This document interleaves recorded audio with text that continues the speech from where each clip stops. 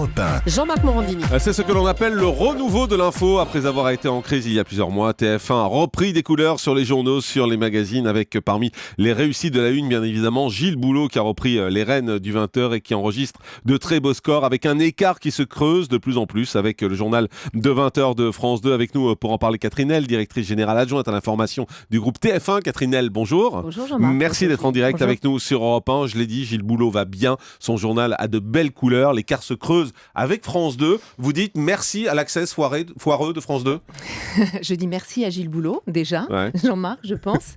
C'est un tout.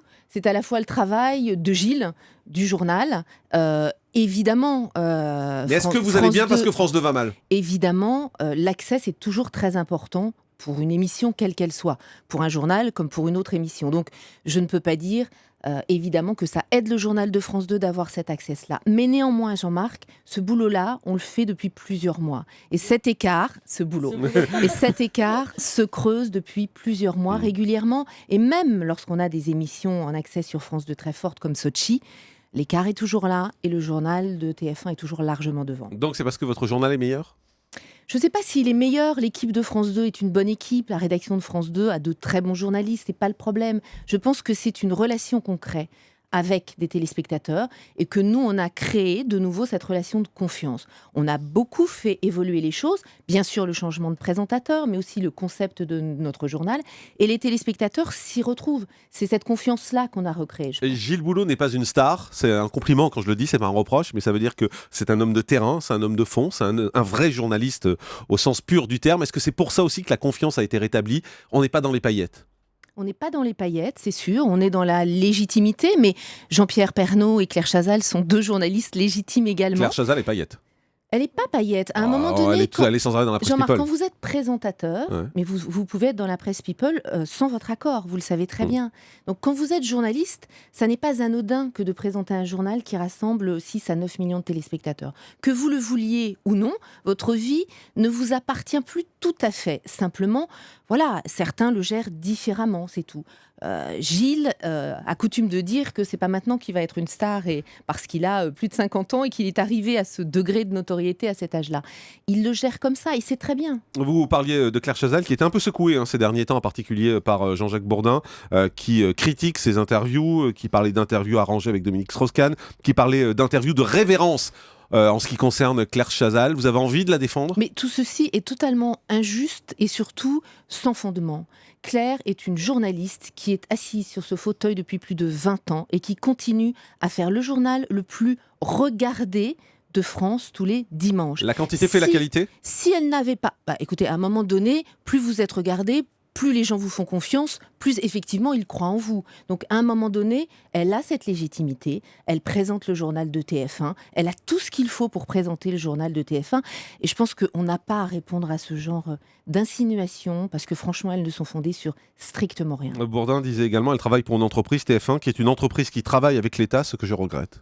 Oui, enfin, alors vraiment, je ne vois pas le problème. Jean-Jacques Bourdin fait son métier de son côté. Il a les réseaux qu'il souhaite. À TF1, on fait notre métier en toute indépendance. On n'a pas à répondre de quoi que ce soit à TF1, à notre actionnaire principal en l'occurrence, Oui. puisque c'est lui qu'il vise, Martin Bouygues. J'ai pas de coup de fil de Martin Bouygues, Claire Chazal, pas plus que Gilles Boulot ou Jean-Pierre Pernaut. Non, on fait notre travail comme il faut le faire. Ça vous énerve Oui, d'entendre des choses comme mais ça ? bien sûr, parce que... Qu'est-ce que ça veut dire ces insinuations ? Est-ce que moi je me mêle du travail de Jean-Jacques Bourdin ? Non, c'est un journaliste, il fait son travail avec ses méthodes, avec son ton. Il fait son travail, on fait le nôtre. Voilà. Vous aimez ces méthodes et son ton ? Je trouve que c'est un ton qui n'irait pas, par exemple, sur le journal de TF1. Après, c'est un ton pugnace, il veut savoir des informations. Il a ses méthodes, nous on a les nôtres. Point barre. C'est pas parce qu'on répète 42 fois une question à quelqu'un qu'on a forcément une réponse. Voilà. Gilles Boulot, en l'occurrence, le démontre très bien, je trouve. Claire Chazal sera là la saison prochaine ? Ah bah oui, alors je viens de vous dire que c'est elle qui fait le journal le plus regardé de France. Oui, mais bon, on peut décider. PPDA faisait aussi le journal le plus regardé de France. Il a été remercié. Il n'y a aucune raison que Claire ne fasse pas les journaux qu'elle fait actuellement. Aucune. Donc Claire Chazal sera là bien la sûr, saison prochaine sur France 2. Mais bien sûr. Un mot sur TF1. Sur TF1, pardon. Non, pas sur France 2, pardon, sur TF1. Un mot sur... sur le trésor de Jean-Pierre Pernaut, parce qu'on en parle assez peu, mais c'est un véritable phénomène malgré tout. Voilà, les autres chaînes ont beau essayer de faire ce qu'elles veulent, elles n'arrivent pas à faire les audiences que fait Jean-Pierre Pernaut. Vous expliquez comment c'est aussi le lien qu'il a su créer avec les téléspectateurs. Oui, et peut-être, parce que lui aussi est très attaqué. Hein. Peut-être qu'il a... Mais c'est normal. Quand vous êtes la chaîne leader, vous êtes la chaîne que tout le monde attaque. Il faut aussi accepter ça. Alors ça peut énerver, ça m'énerve, ça m'exaspère, mais il faut accepter à un moment donné ces critiques. Jean-Pierre, son journal, c'est une sorte de porte-avions. Il a sans doute eu raison avant les autres, notamment sur le principe de proximité, d'aller chercher l'information, pas simplement autour du périphérique et intramuros, mais un peu partout en France. Il a eu raison avant tout le monde. Et voilà, et son journal, effectivement, pour le coup, depuis 25 ans, a su là aussi créer un lien entre les téléspectateurs et lui. Oui. Et vous le dites mais il évolue tous les jours, Jean-Pierre. Ouais. C'est pas un porte-avions à l'arrêt, hein.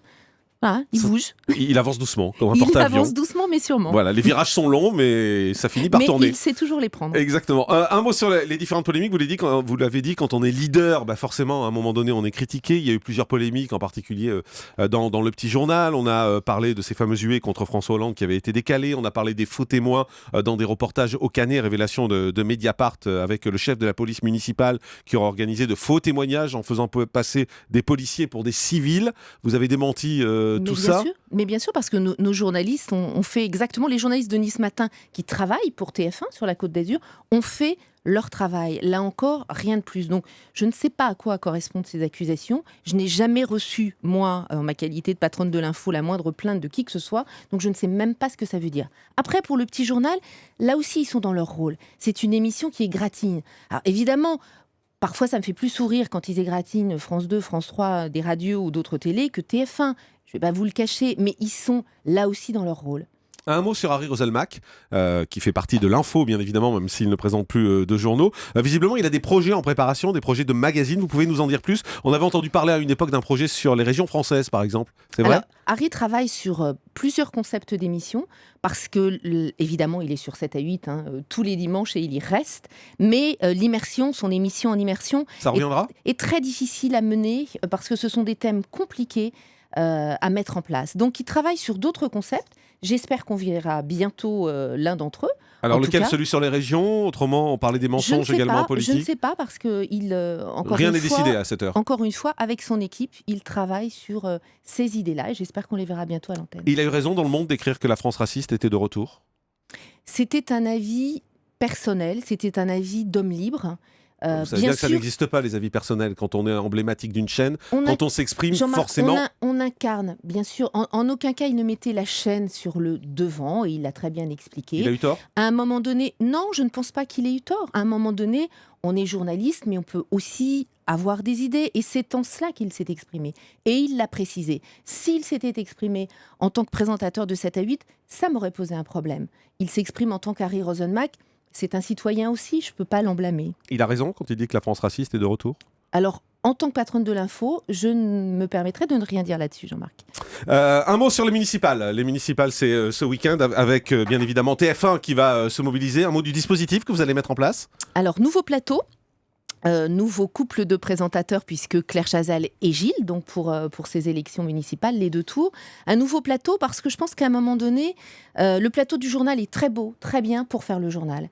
Il faut sans doute se projeter ailleurs et donner une autre impression aux téléspectateurs avec les municipales. Donner une impression d'exceptionnel, en fait. Oui, d'événementiel. C'est une élection qui est à la fois une élection de proximité, une élection locale, mais à forts enjeux, malgré tout, nationaux. Donc, on crée une dynamique un peu différente sur un nouveau plateau, avec une équipe, un nouveau couple de présentateurs, même s'ils sont très connus de notre public, et j'espère une dynamique qui va fédérer un maximum de téléspectateurs. Mais où est Jean-Pierre Pernaut? Pour de la proximité, pour des municipales? Moi, je pensais qu'on allait retrouver Jean-Pierre Pernaut dans cette spéciale. On ne peut pas, cette spéciale fait 2 heures, Jean-Marc, donc on ne peut pas non plus mettre trop de monde sur ce plateau. Oui, Jean-Pierre Pernaut, c'est pas l'emblème de la proximité de la région? Mais Jean-Pierre fait parfois des émissions politiques, il a su démontrer aussi qu'il le faisait, mais c'est pas forcément son truc à lui, et il le dit. C'est lui qui n'a pas voulu ou c'est vous qui n'avez pas voulu? Non, on en parle pour le coup avec Jean-Pierre. C'est moi qui l'ai amené à faire une émission en prime politique. Il n'y avait pas forcément pensé.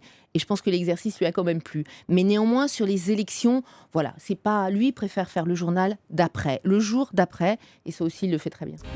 Le grand direct des médias, Jean-Marc Morandini.